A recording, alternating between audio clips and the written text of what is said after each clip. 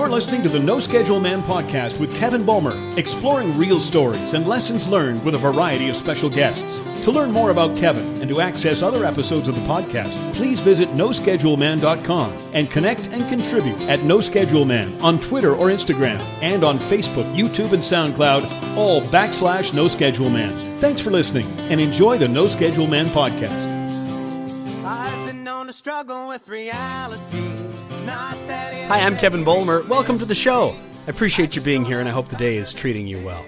Our guest today is Kim von Berg of Thriving Loving Relationships. I'm really excited about this episode. I am just fascinated by this subject, relationships and communication, and the possibility of each of those things, and also the constant challenges that we run into with those things as well. I can speak from personal experience about certainly the challenges, having been divorced after almost 12 years of marriage, but then also the possibility in that, having moved on from that divorce better than I was before, and I didn't think I was unhappy, but I learned a lot and still enjoy a really, really good friendship with my former wife and her new husband, and also having been able to manifest what is now just a wonderful relationship, and the one that I can see that I always dreamed of with my sweetheart Caroline now. But I'm getting ahead of myself, but giving you a little bit of context of why it is that I'm so passionate about this and so curious about learning more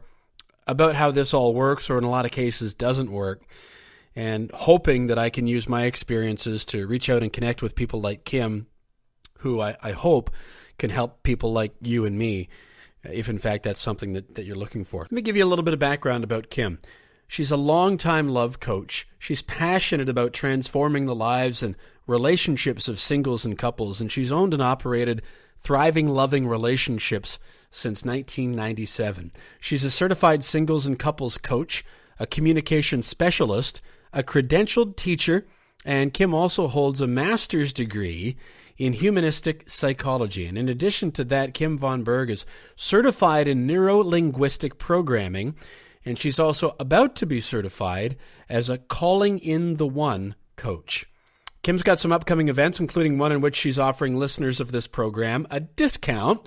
I'll give you those details at the end of the show, and I'll also make sure that they're posted in the show notes, along with the episode's blog posting on my website. If you'd like to see that now, just go to noscheduleman.com and look for episode 25. There's an opportunity you might already be there. If you went to the blog post first and maybe click the YouTube or the SoundCloud link, I suppose you could be listening on iTunes as well. Here are some of the things that really stood out to me from my time with Kim von Berg. Number one, that it starts with the self. Now, I believe from my collective experience that this applies not just for what you might call a romantic partnership, marriage, a spousal arrangement, anything like that. But really, in any interaction between a couple of people, could be at work, could be friends, family members, talking to your children or your parents. I think this even works when it's just you. But starting with the self, what does that mean? Is that I think it's so natural for us to be reaching for things that are external. So when there is some discomfort that comes along, it seems like a lot of people go to the default, and I'm going to put myself into this mix, so I hope I don't sound like I'm pointing fingers, but going to the default of looking for something outside themselves to either add or take away or change that will then solve the issue or make the feeling a little bit more smooth or just make the going a little bit more pleasant, as it were. Unfortunately, it just doesn't seem to work that way. When you continue to look for things that are external, it seems like you're filling up that part of yourself that isn't whole. You haven't started with yourself. So you end up in this spiral of looking for approval or a different opinion from somebody else, or for them to agree with you on a certain viewpoint. Or when that doesn't suffice, then we start looking to things like food or substances, or shopping, or sports, or we could go on forever and never get to the conversation with Kim. But I was fascinated to hear that almost as soon as we started the conversation on how does one go about really fashioning a thriving, loving relationship, she almost immediately got into talking about starting with the self, getting inside yourself, seeing how you're manifesting the results in your life, identifying the patterns, not just with your relationships, but indeed with, with everything around you in your reality. I think that's a powerful one, and one certainly worth thinking about. But moving on. And number 2, thinking about the I versus the you. Now, this is sort of the opposite of what we teach ourselves all the way along the line, wouldn't you say? Where we talk about that it should be we versus me. And that's true when you're looking to foster a team environment, but when it comes to trying to bring a perspective to a relationship, if I can give you an example, when something has happened and you don't feel very good about it, and you go to your spouse or partner and say, "You made me feel this way." How does that work out for you when you do that? How do you feel when somebody comes to you that way? Versus if you come from the I as opposed to the you. So maybe there's a situation that's caused you some discomfort, and you approach your partner or your friend or your parent or your family member or your coworker, whomever it might be, and come at it from the I. Say, "Can I speak with you for a second? I'm feeling this way about that." It's an entirely different place to come from, the I versus the you. And number 3, no one can make you feel anything. Absorb that for a second. Think about it. A lot of people don't want to hear this. I certainly didn't. I can tell you from experience. But it's true. No one can make you feel anything. It's your choice to how you want to feel. Now, certainly your feelings can be influenced, but I can't make you feel a certain way. You have to choose that and agree to it. Kim touches on that and so much more. I'm so glad that she spent this time with me, and I'm really excited about sharing this with you. As I've mentioned a couple of times, I'm really fascinated by this subject, and I hope you enjoy the conversation. Here's Kim von Berg of Thriving Loving Relationships on the No Schedule Man podcast.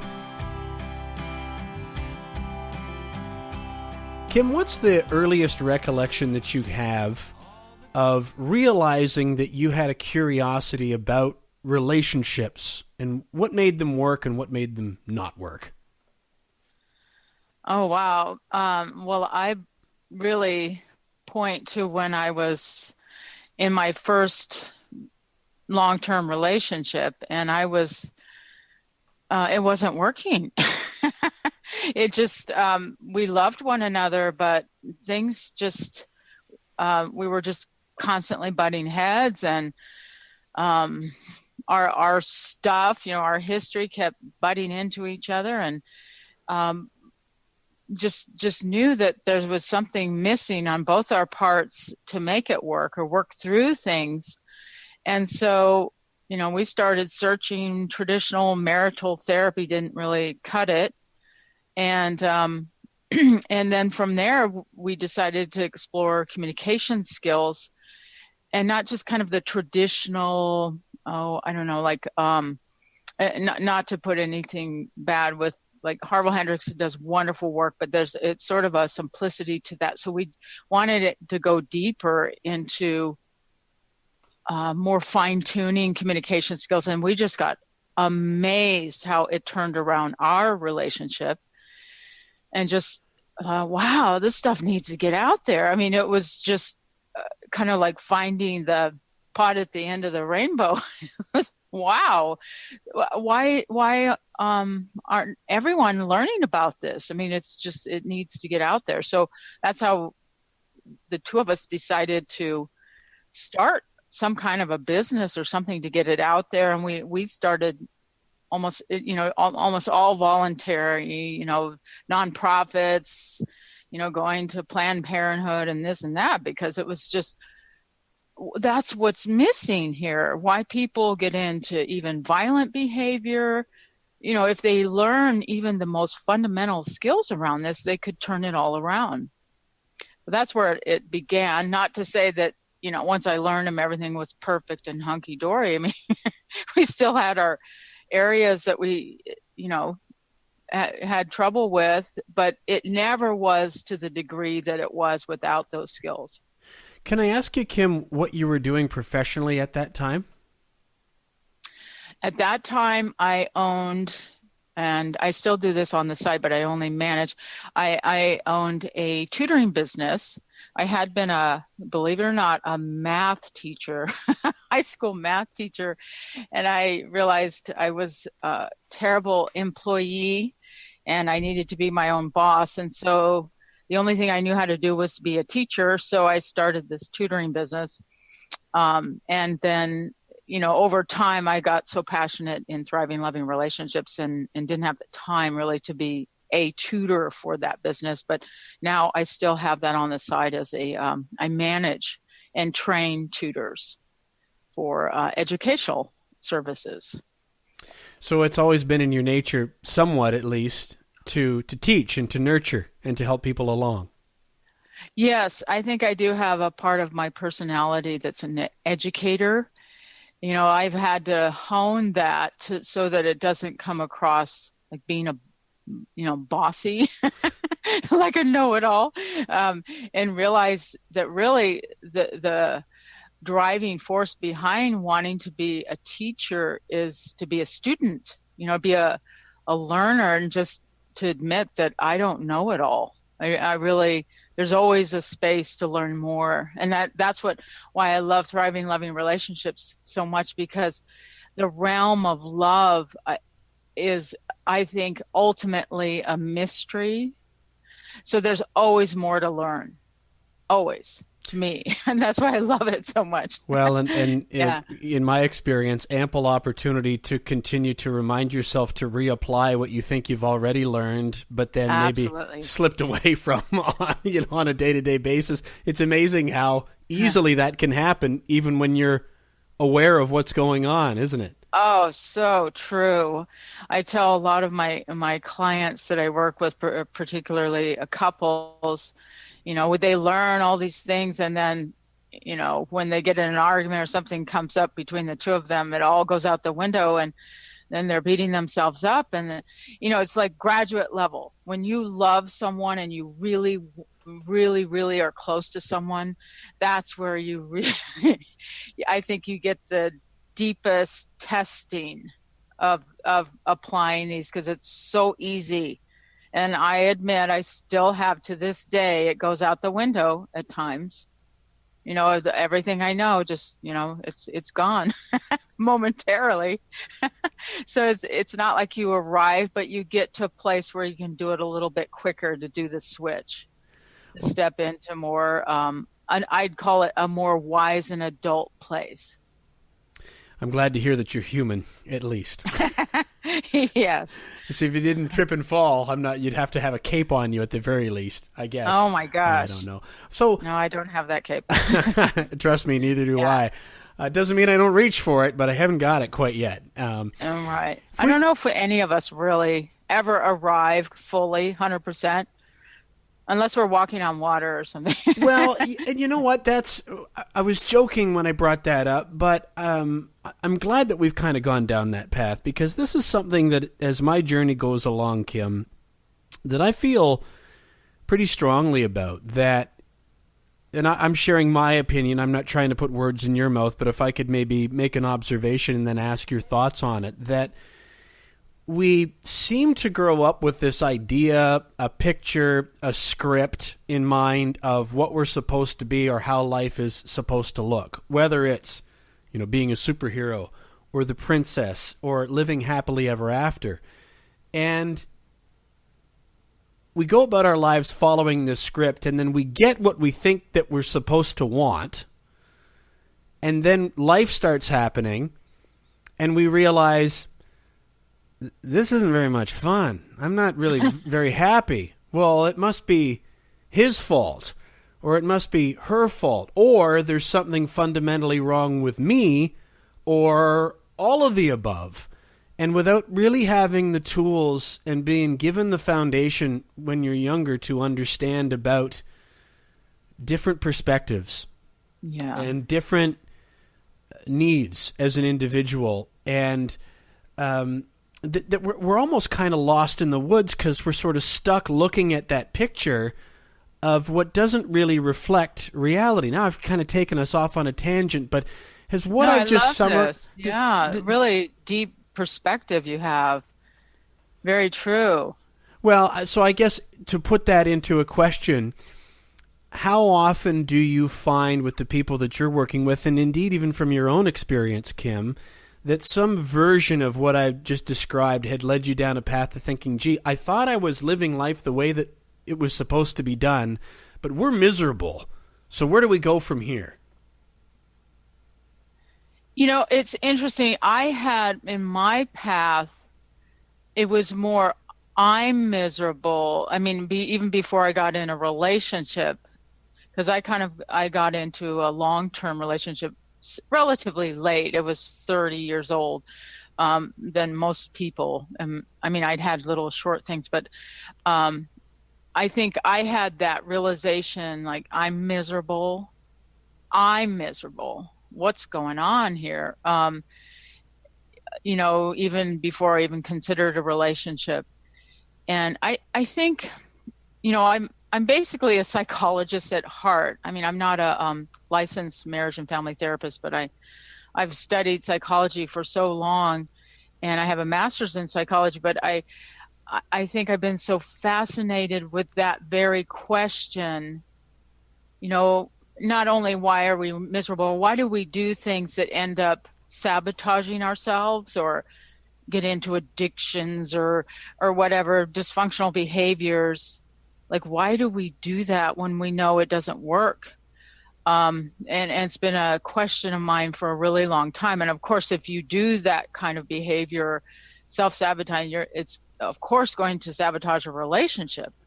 Because if we're not treating ourselves well, it's definitely going to affect a relationship.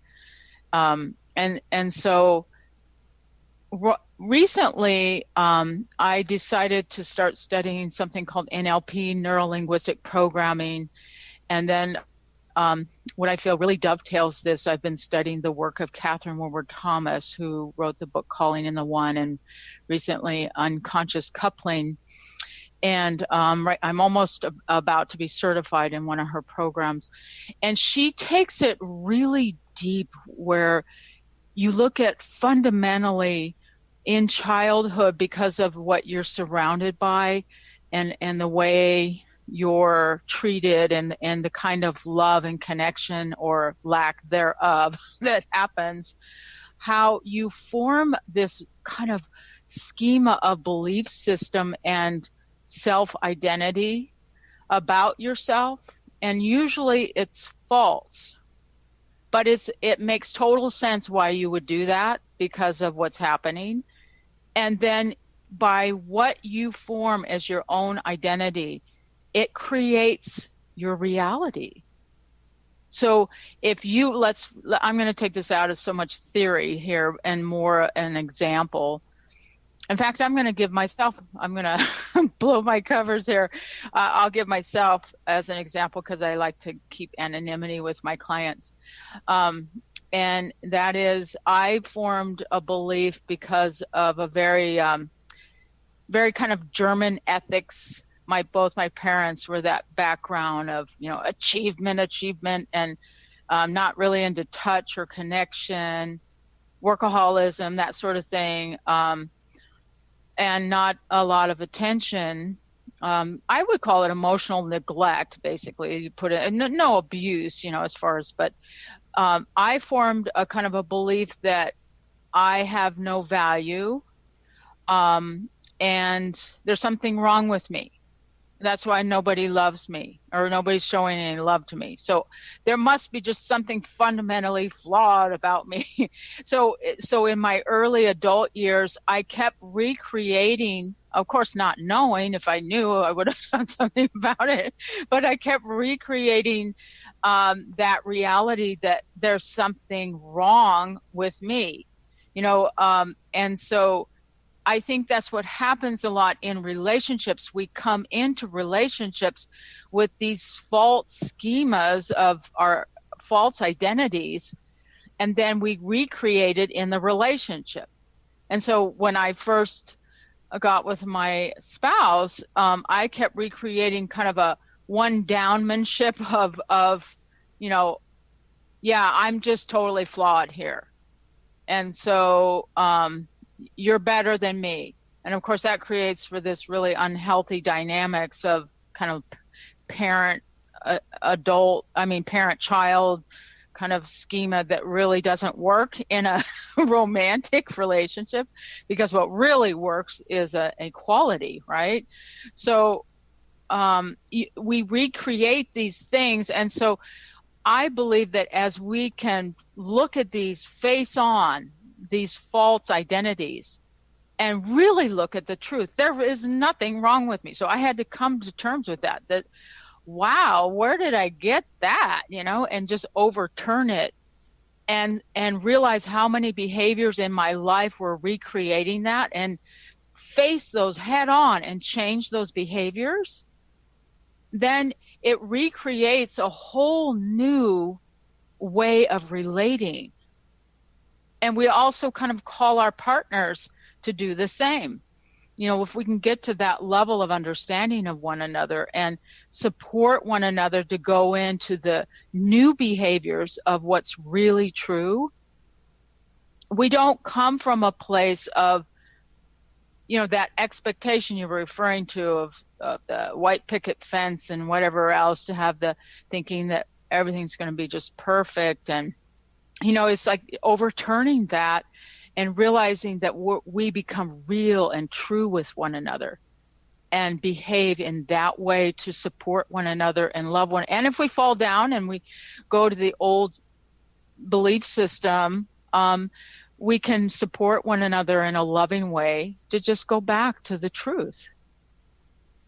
I'm sorry, that's probably went a little bit off on a tangent, and not because I'm so passionate about this right now. And there's so many things you can do to identify this too. No, it's not a tangent at all. And you've taken us down a path, Kim, that I'm really glad that you did, because I wanted to ask you about where self-love fit into the equation. So if somebody that's maybe listening to this and perhaps they're having some struggles inside the relationship they're having, and it doesn't even necessarily have to be a romantic partnership that we're talking about. My experience has shown that all of the things that you've described so far and more go into helping us navigate healthy communication and emotional health in just about every interaction that we have at work, with family members, all of this kind of stuff.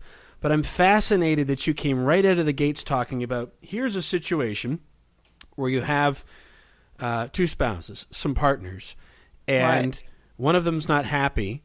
And then the very first thing that you've offered me as a potential solution had nothing to do with the other person.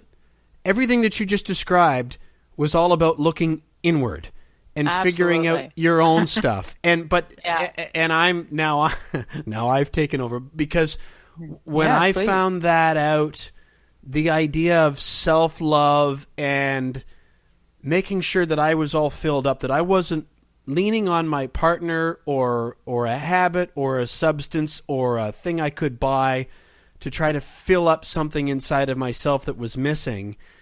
It wasn't until I understood, no, I've got to do the work to be good with that, so that I'm whole, so that I can give all of myself to whatever situation that I'm in. Does that make sense? Oh, it makes total sense.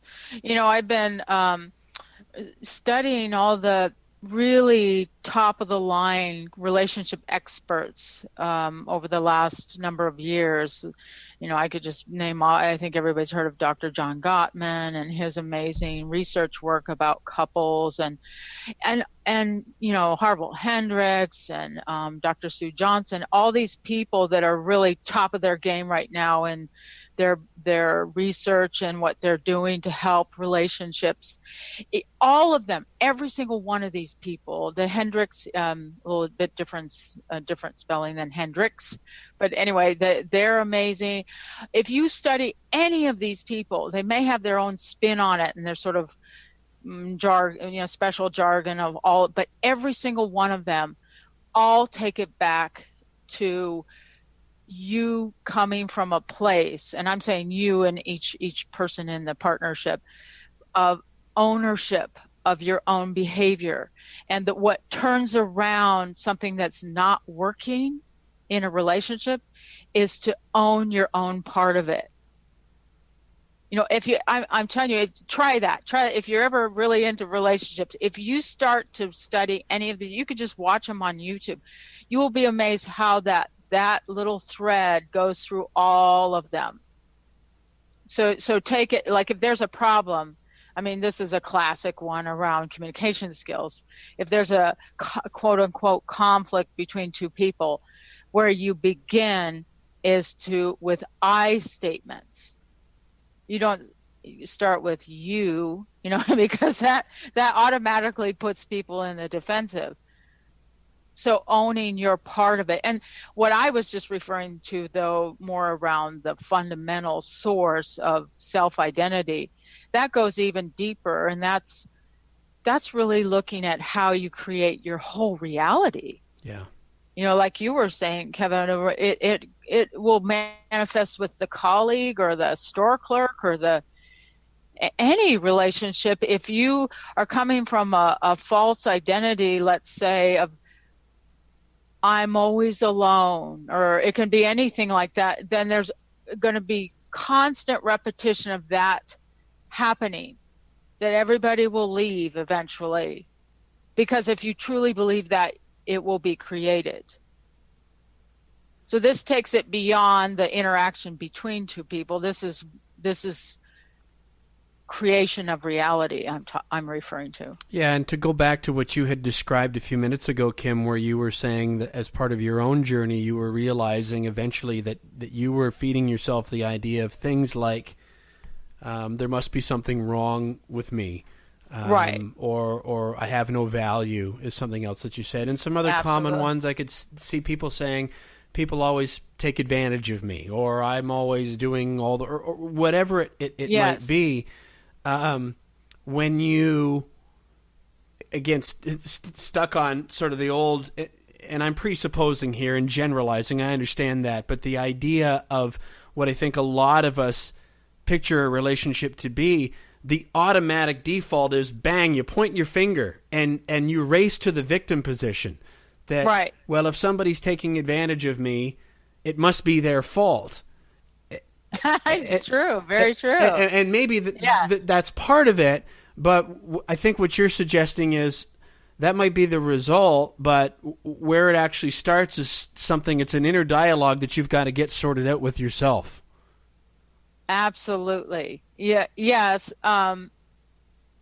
Because we're talking about something that's a bigger scope here, as you just alluded to, in terms of manifesting everything in your reality, not just with your relationship. But I'm guessing that you probably come across some people that don't necessarily want to hear something like that. They want you to tell them how they're going to fix it and make it feel better. Yeah. Right? Or the singles I work with to help them find a mate. I mean, there's like, okay, well, which online dating site should I, they go to all the surface stuff, the outward, why haven't I met him yet? What's going on? Just tell me a quick fix. What makeup should I wear? This and that. I'm not a dating coach. I keep reminding people that I go to the source, which is what kind of energy are you putting out in the world to keep, attracting in a certain type of person. And so if you're coming from a belief system, like we're saying here, I'm discussing, is you're going to keep drawing in a certain type of person and a certain type of dynamics with someone. And you have the ability to turn that all around if you just go to the source of where you believe you come from. So how does one begin to do that?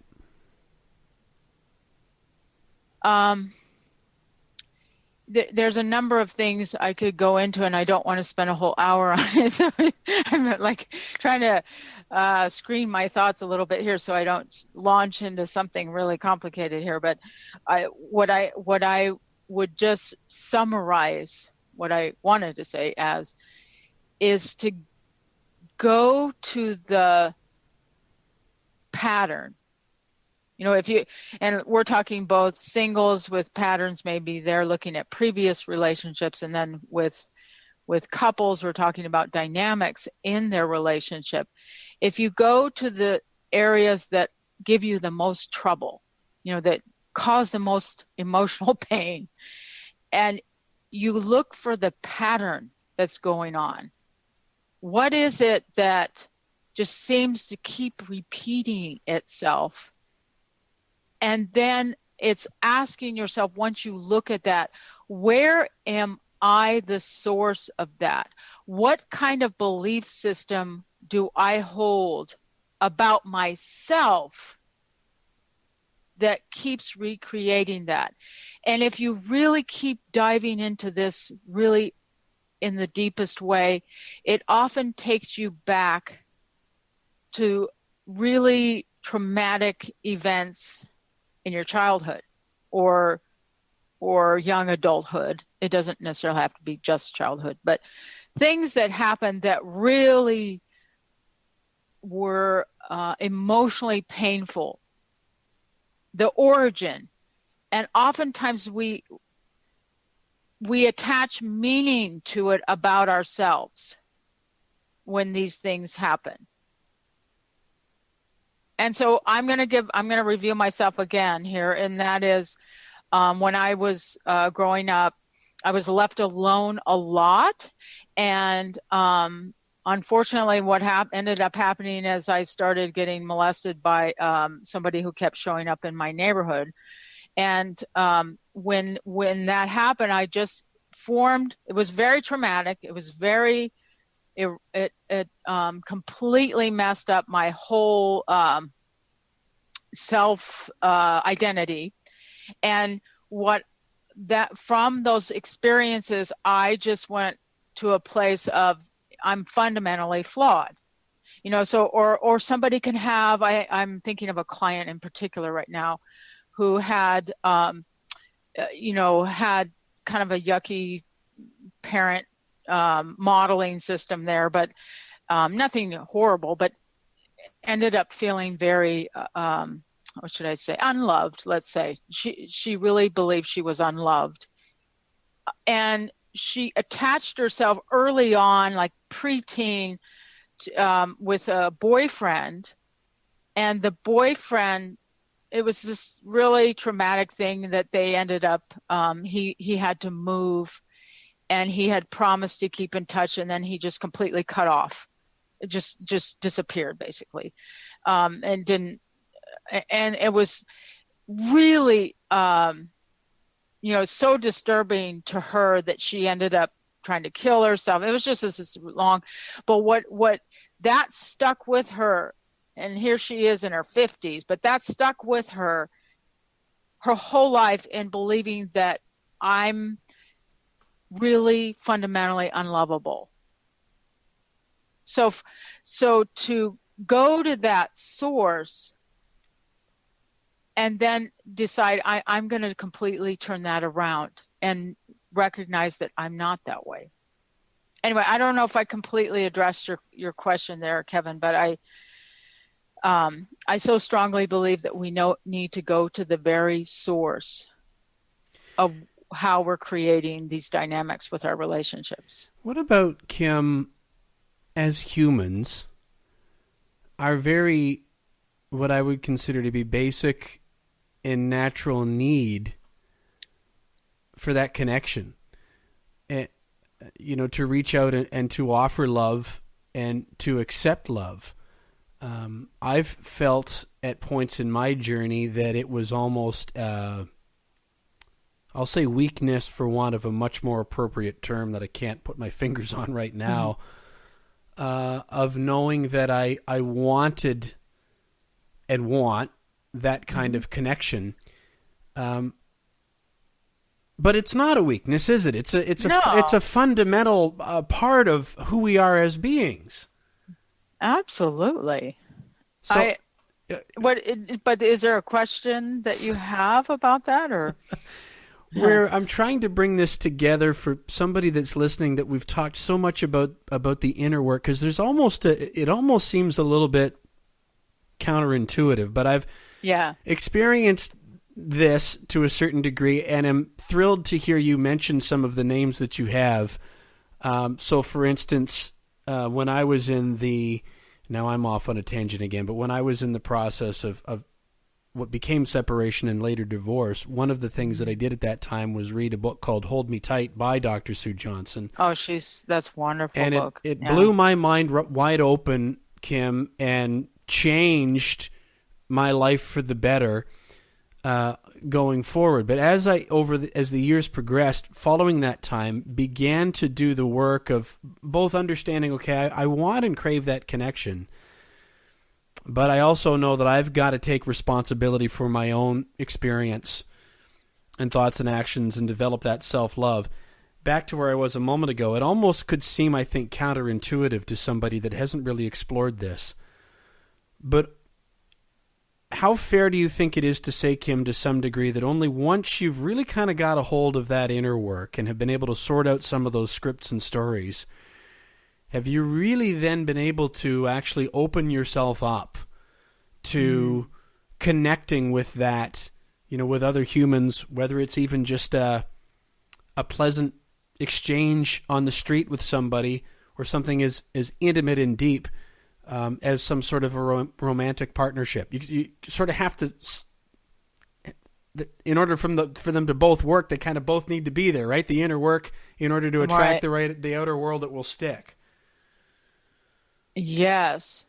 I have to just say, I'm really admiring just what you're willing to share about your own history with this, because I can tell you've really, allowed yourself to get vulnerable with this. And I am admiring just the journey you've obviously taken and dove in a little bit deeper into this than I get to interact with very often. So I'm just really, it's really awesome, because I think what you're pointing to, and a number of things, but the main one I'm getting right now is just this willingness to be vulnerable and to, even if you've had many things that sort of protected you from going there, but to kind of rip off those covers and just admit that, or share from your heart that you want to connect with others, even if you still have, things from wounded areas of your childhood or anything that you're still working through, but to just to get honest and open about that need is so important. Well, and I can tell that's what you've done, and it's really admirable. Thank you. It's nice to hear that, and it's why I wanted to have you here, because I really feel it's important to share. I feel, and I'm not speaking for anybody but myself here, Kim, but I feel, at least in North America, we're just, as a culture, we're looking at and emulating all the wrong things, and that they teach us how to read and write, and that's important, but we're not equipped to go out into the world to really understand even just the basics of human interaction and communication. Something even as simple as, we're two different people. We can look at we can look at the same thing, so I can see that. Pick whatever you do. I'm holding a pen in my hand while and it's red and it's red and white. And it's clear to me. There's no room for interpretation as far as I can see. It is what it is. Now, when another person looks at that and has a different interpretation of it, then I automatically go into this reflex of they're wrong, or they have a different opinion, so I must be wrong, or just this spiral that starts to happen between, how can you not see that? But it doesn't mean that it's about you. It means that everybody has sort of their own lens that they're coming at things with. So then when you amplify this and you put people into a relationship, and day after day after day after day, all those little things, no wonder that people end up in a horrible way, when he must be wrong or she must be wrong, but inside I'm thinking, well, I'm fundamentally flawed too. I must be screwing this up somewhere, but that feels too icky to say, so he shouldn't be out with his poker buddies and she shouldn't, like, it's just... Right. Kind of back to where we started, right? Stop and let's look at what kind of script, what sort of story are you telling yourself? The last guest that I had before this, Kim, just to hand it back to you, she said something, and we weren't talking about relationships, but just sort of life in general. And she said, and I love this, you don't get what you want, you get what you are. And Absolutely. And that's exactly what we're talking about here, isn't it? Absolutely. Very true. Yeah, I think that's that's a philosopher who said that, and it's escaping me who said that, but that has been my motto for quite some time. I love it. Yeah. I just think that so much of everything in life, we're looking for something external. And I'm wondering, how much of the time people arrive at your doorstep, either as individuals or as couples, looking for some sort of external solution. Right. They do. And what you were just referring to a moment ago about just wanting to place blame, if we can just accept a fundamental way of interacting with ourselves and others, which is there is no blame, shame, or guilt. So if we can really go to that place of, I'm going to quote Carl Rogers, who's kind of my mentor in getting my master's in psychology, but unconditional, he has the term unconditional positive regard for ourselves and for others, and eliminate blame, shame, and guilt. Because a lot of this stuff that we're talking about, as far as, identities that end up hurting ourselves or put us in a really small place or a place that's defective in some way, often it lives in shame. It kind of lives in our bodies as shame. And so we end up not only blaming the other, but we're often, like you just, which I thought was very astute on your part of it, is that we also are coming from a place of thinking we're really messed up. But how much easier it is to just place the blame on someone else, even though fundamentally we're believing we are. So if we can go to that feeling, that icky feeling that's going on, and just go, I'm not going to live in this place anymore. I'm not even going to come from that place. And I'll start with acting as if. I may not even believe it, but I'm going to act as if that he's not wrong over there or she's not wrong over there. I don't necessarily understand her point of view, or I don't even, like, she thinks that pen is a whatever that you were just referencing that I don't really see, but I'm going to just come from a place of recognizing that she's not wrong. She's seeing it differently than I, but there's room for both points of view. There's room for both ways of approaching things with no blame. One of the things that I had to come to grips with was embracing the idea of being more interested in getting it right than having to be right. And yeah. I didn't even realize, Kim, I did, and I think this kind of comes back to what I keep maybe reaffirming and tossing back at you, is that I don't think people know. I don't think people know necessarily what they're thinking or what they're feeling or what they're doing, and maybe feel lost because we're not equipped with the emotional maturity and vocabulary to recognize and have the awareness, let alone have the tools to deal with it. And it wasn't until things all fell apart for me that some of these things started to come to light of, I always had to be right about the pen, about the, whatever the situation might be. And it sounds like a little thing, but it's a really good way to grind away at your soul and wither away slowly, piece by piece, when you have to be right about everything, as opposed to just taking in all sides. And and kind of going with it. But when you've got two people in a relationship and both of them are bound and bent that their perspective is the only way, that's going to be a really difficult situation to move forward, isn't it?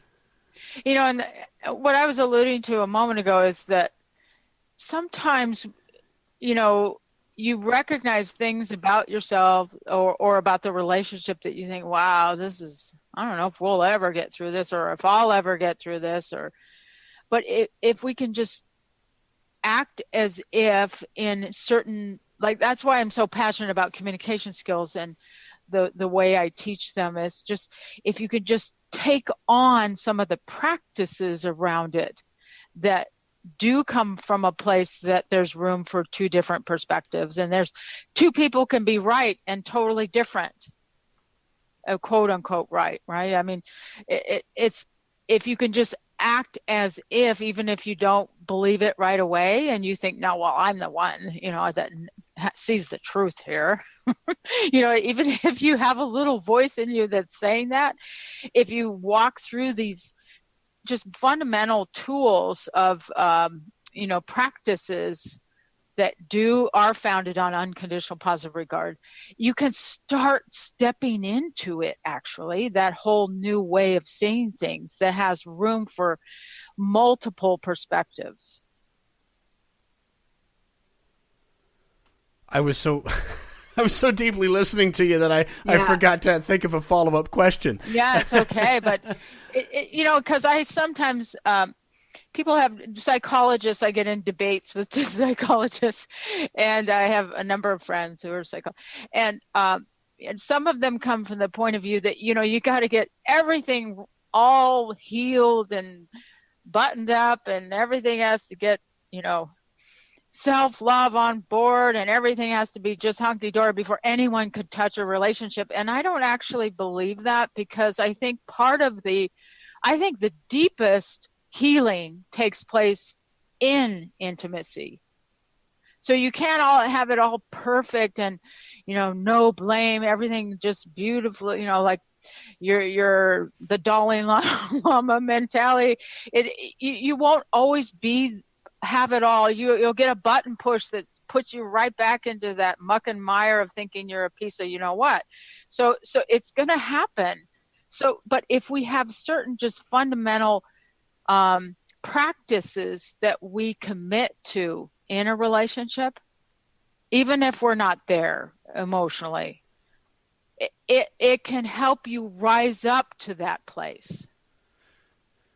I want to talk about that word that you just brought up, intimacy, because that was one that, for me, I think I misinterpreted for, I don't know how long. And I'm wondering if you mean it the way that I'm thinking of it now. So, for instance, if anybody's listening to us and they hear the word intimacy and they immediately are thinking sex or something like that, as opposed to another word that I would use is, or a couple of words maybe, Kim, is expressing vulnerability or perceived vulnerability. So again, I'll use myself as an example that I find that when I have something that relates to my partner that I'm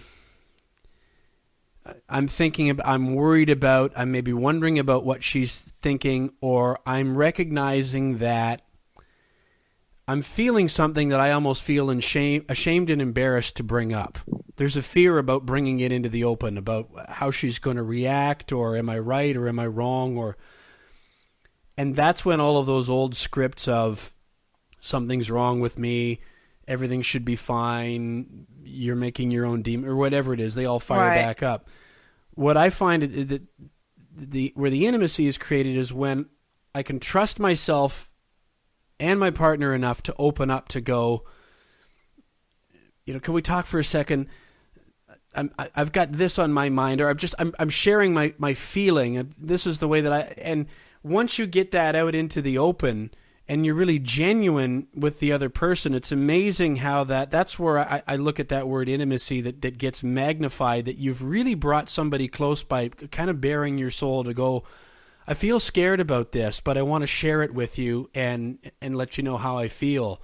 More often than not, it's amazing to me how that can galvanize a partnership. Was that even at least part of what you meant when you mention a word like intimacy? Oh, thank you so much, Kevin, for clarifying that, because you did it beautifully. Yeah, it is often lumped into just the realm of sexuality, and it includes sexuality, because that is an intimate, a venue of going to that level of intimacy. But just sexuality is not the only, that's just a one little piece of what creates intimacy. And absolutely what you were just referring to, the bearing your soul, and even if you're suspecting that maybe it's coming from some wounded part of you or something, but to be able to get vulnerable enough to share it with a beloved, that's really emotional intimacy. And that's, to do this where, in a way that even when it's scary, or you're afraid that you'll be, somehow something will come back that shows you that you're wrong or something, but to step through the fear and to actually share it with a loved one is, that's what I'm referring to, really, about intimacy. You mentioned earlier, Kim, about I'm paraphrasing here, but mentioning things or starting phrases from a place of I as opposed to you. And one of the things I learned about when there's a situation, as opposed to going to the default that might sound something like this. Kim, you made me upset because of X, Y, or Z, as opposed to trying to reframe that into something that I've read. I think Gay Hendricks says it offers something that's inarguable. So if you can reframe it to something like, when I noticed X, Y, and Z happening, I felt this way about it. Absolutely. And I'd like to discuss that with you. That seems like a really subtle shift, doesn't it? But if you could think about how many times during the course of a life we choose differently, so-and-so made me, such and such did, as opposed to, this is what's going on, here's how I'm feeling about it. I'd like to talk about it. Why is one so much more potentially helpful than the other? Oh, that's a beautiful question. I love that question, Kevin. The whole, okay, I almost started out down on a really too deep of a level. Okay, but let me keep it right with the question you're talking about, as far as keeping things in the I, and it's about owning your part in it, because nobody can make you feel anything. You always have a choice. And people argue with me. Some of my clients, like, what? He behaved this way. How could? Why would anyone not react to that? I mean, it was his fault the way he behaved. And so I get people arguing with me. But we always are at choice how we respond to something. So to own that, it shows a level of emotional maturity. So when we fall into saying,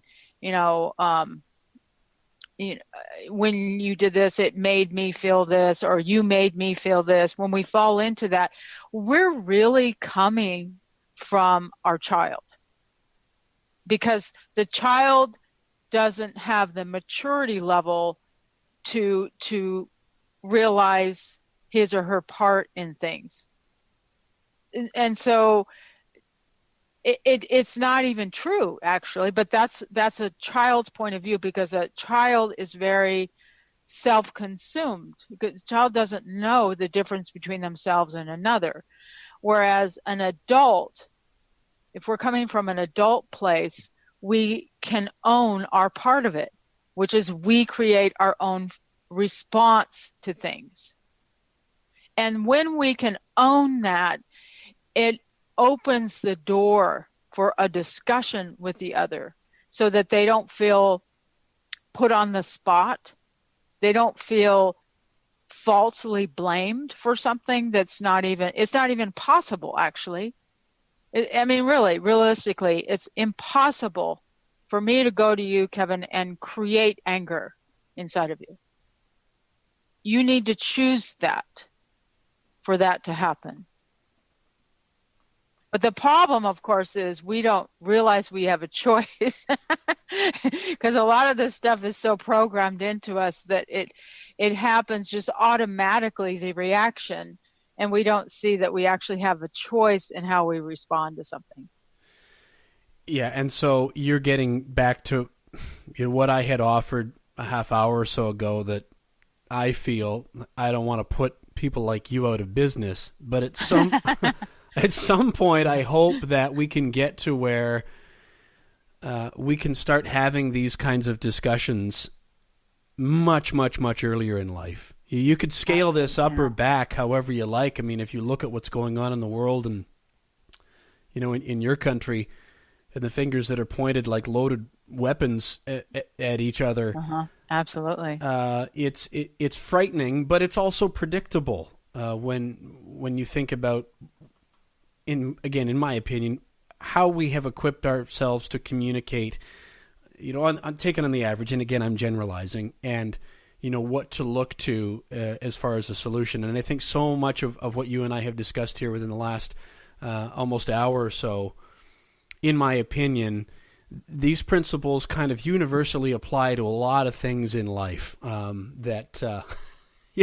Yeah, much more than relationships. It's true. Absolutely. And Kim, we've barely scratched the surface here. This fascinates me, and I hope that you'll accept my invitation to come back now that we've had this introductory discussion, so that we could maybe take an area or two and dive a little bit further into it, because I really do believe that there are so many people out there that are just such a subtle shift away from really living in a wonderful way with the people that are already in their lives, or within their own skin, whether they have somebody else in a partnership, a relationship level in their life or not, but they just don't know quite where to look or what switch to flip.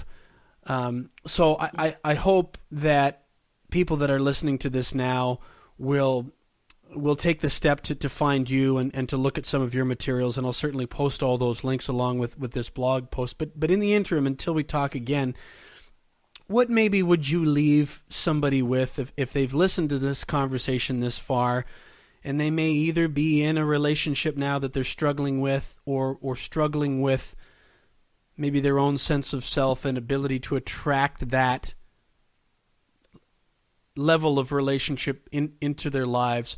What are some of the things that you would maybe offer to somebody like that before we close the conversation?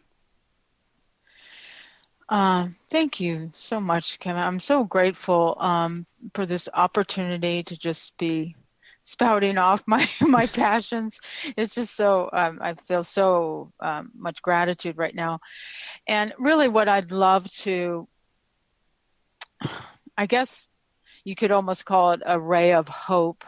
And that is, once someone has really dove in and done their inner work to recognize where they may be operating from a place of a wounded place, and somewhere that keeps recreating something they don't want, and to commit to turning around what they believe about themselves and come from a place of openness and self-love, and a willingness to believe that life is here to support them, and that love is just around the doorstep for them, even within a relationship, or wanting to attract in a primary romantic relationship. No matter where you're coming from, I truly believe that once we can step into this new belief system that opens to true love and a beautiful life, that there is a whole new way of behaving with someone in a relationship that brings about a whole new way of having intimacy and primary relationships. And so at this time, I believe there's a new paradigm that's being born, and it's not like people aren't already living it, but there's something that's being born in the world. And I feel like I'm just in there trying to figure it out myself, let alone trying to help others, but that we can believe that there's a level of intimacy and healthy relationship that recognizes the greatness of each person and supports each other to step into that greatness. It's something that is quite exciting to me. And I challenge my clients and the people in my inner circle in my world to step into this and open up to the possibility for this level of a relationship, and not only in romance, but really in all our close relationships, of really seeing each other from our highest selves and support one another in that place. So that's what I'd like to, it's a ray of hope and vision where I'd like to leave this. Kim, that's so wonderful. Thank you so much for spending the time. I hope we can do this again, because as I say, we've barely opened the book, if we've even dusted it off. Okay, thank you, Kevin. And let's do this again. Thanks so much for the time. All right. Take care.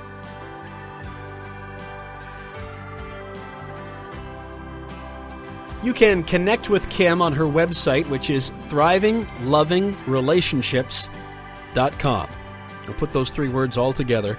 thrivinglovingrelationships.com. If you like Facebook, you'll find her at facebook.com/thrivinglovingrelationships. On Twitter, she's at twitter.com/Kim Von Berg. I'll spell her last name for you. VONBERG. So Twitter handle is at Kim Von Berg, and she's got a YouTube channel as well. If you go to YouTube and you type in Kim Von Berg and or Thriving Loving Relationships, you'll find her there. Also, the link to that, the direct link, is at the front of her website. Now, I mentioned earlier that Kim has a value-packed 2-hour workshop coming up on December the 8th. So if you're listening before that, and there's a possibility you could be listening sometime in, 2025.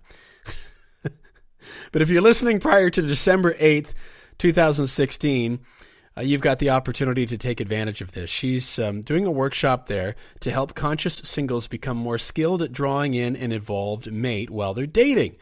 And she's offering this at 2 different times. It's called The Smart Way to Date, Communication Skills for Dating. Now, the price for this is only $139.95, but if you are interested in taking part of this and you hear this in time, you can get a discount and register for this at only $75 by entering the promo code NOSCHEDULEMAN, all one word, and you're going to get a pretty heavy discount. Now, to find out more or to register, go to the link in episode 25 show notes in the blog post on my website at noscheduleman.com. I'll post the link there because Kim has given me a specific link for this. And like I say, just go to noscheduleman.com, look for episode 25 of the podcast with Kim Von Berg of Thriving Loving Relationships, and you'll find the link in there. She's also offering some free gifts for singles and couples at tlrfreegifts.com, tlrfreegifts.com. I've got that link and some other stuff up on the show notes on the blog post for episode 25 of the podcast as well. So do reach out to Kim and say hello, and with the new year coming, don't give up on love. We've so much to learn. Reach out to someone like Kim. See what she has to offer. Open your mind and see if you can allow for a shift in your thinking. And maybe 2017 or whenever you're listening to this, the coming year will be your best yet. You can reach me at kevinbulmer.com. My last name is Bulmer. If it's easier, noscheduleman.com takes you to the same place. All my social channel links are listed up there, as is the opt-in for my email VIP list. I'd be grateful if you'd share and subscribe this podcast on YouTube or SoundCloud, or subscribe, rate, or review it on iTunes. Just go to any of them, search Kevin Bulmer or No Schedule Man, and you'll find us. And if you've enjoyed it, let us know. And if you haven't, let me know, and we'll try to do better.